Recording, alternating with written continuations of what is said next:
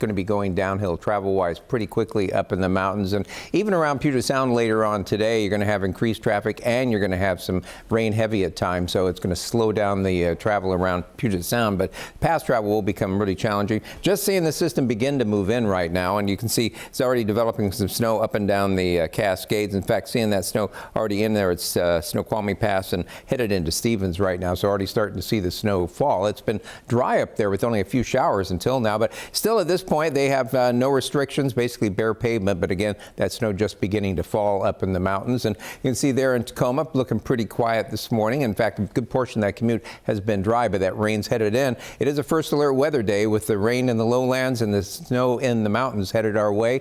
We're going to be looking for that from 10 a.m. this morning until about 4 a.m.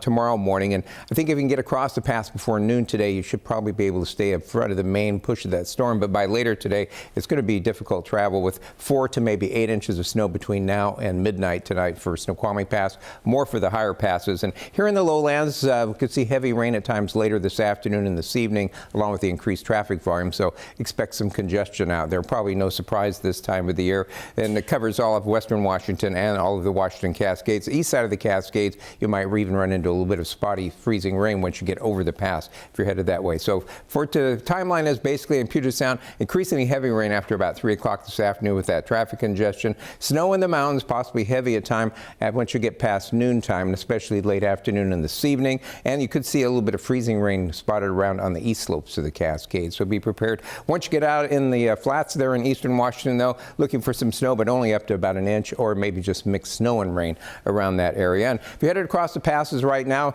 still no restrictions for Snoqualmie or White Pass. Traction tires advised for Stevens Pass, but you can see that snow moves in at Snoqualmie, sticks around through the day. If you can put off your travel until tomorrow, you can see you may be dealing with some fog, but there won't be anything coming out of the sky. And if it is, it will be rain because snow levels will be up above that level. And you see that really the rain doesn't really move in until later on Wednesday night. And similarly here in Puget Sound, a few showers during the day tomorrow, and then rain moves in tomorrow night. A wet Thanksgiving, and then we dry out as we head into Thanksgiving weekend, but we turn cool with highs only in the mid-40s over the weekend. Driving during the winter can be tricky. Snow or ice can make the roads tough to navigate. Our reporters in Virginia and Ohio have the do's and the don'ts for driving in the snow and ways to prep your car ahead of the next storm. The best advice for winter weather driving? Just don't do it. Stay at home if you can. If you can't avoid it, here's what you need to know. Our sources are the National Highway Traffic Safety Administration, AAA, and Kelley Blue Book.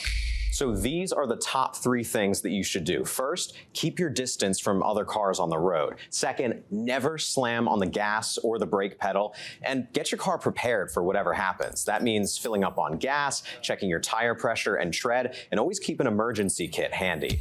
Our sources also weighed in on some common questions around snow driving. First up, should you speed up before you get to a hill? AAA says hitting the gas hard could make your wheels spin and reduce your control over the car. Instead, try and get a little inertia going before you reach the hill and let that carry you up.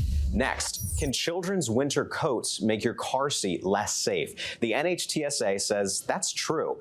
Puffy coats can lead to loose-fitting harnesses. Instead, dress your child in thinner layers and put blankets or coats on after the harness is secured. And this one is a very common misconception. So Kelley Blue Book says you should actually not put your windshield wipers up before the snow comes. That can damage the springs that keep the wipers flush with the glass. But even if you follow all this advice, you still might find your car slipping on ice. So listen up to this. If you start skidding, take your foot off the gas pedal. Fight that urge to just slam on the brakes and instead tap the brake pedal lightly. And if your car slips to one side or the other, steer your wheel in that direction. All this will help you regain traction and self-correct out of the skid.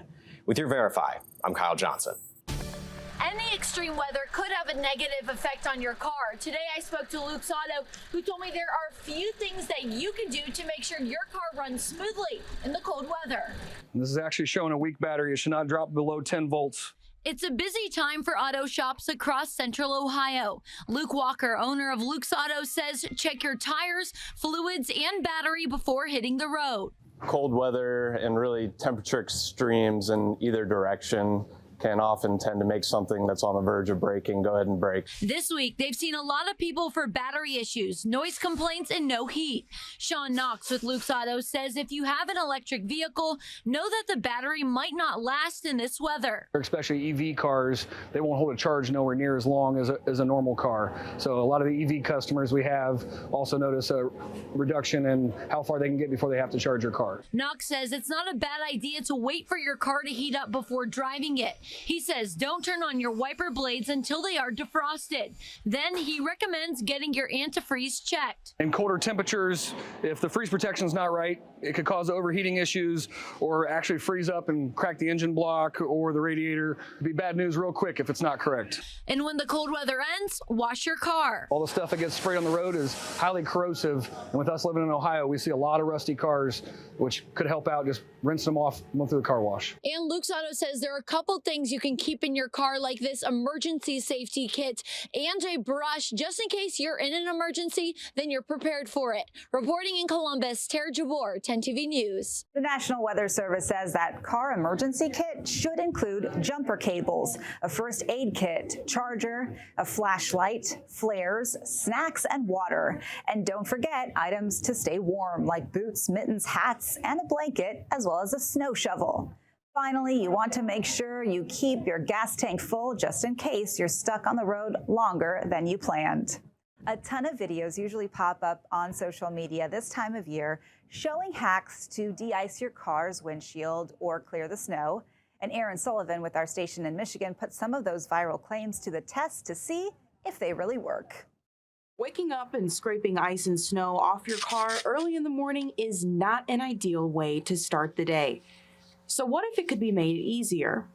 Social media life hacks show that using everyday household items can help. Some users say you can use items you already have at home, like vinegar, sandwich bags, and rubbing alcohol. So I put some to the test on one of our station cars. I first tested a method using a sandwich bag filled with warm tap water. This hack is for defrosting your car windshield in the morning. I found that the window was so frozen solid that this didn't really work, but I'm sure it could work if there's no ice on your car. Next, if you're running late and need your windshield defrosted quickly, rubbing alcohol can help. I did notice this helped melt the ice just a little bit, but I can't say that this life hack was life-changing. I also attempted to create a DIY de-icer in a spray bottle using 3 parts vinegar to 1 part water. This did help with scraping ice off of the car's windshield, but the smell was extremely overpowering, and I do warn you, if you try this at home, you might inhale some of that vinegar. So I do not recommend. And if you experience icy doors and handles, I know I do in the morning, well, you can put WD-40 on the rubber edges around your door.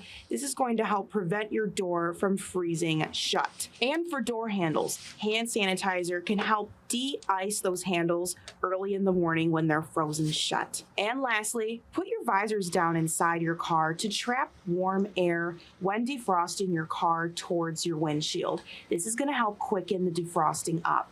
Overall, I would say these life hacks didn't necessarily make my life easier, but if you want to try it at home, good luck. I hope it works out for you.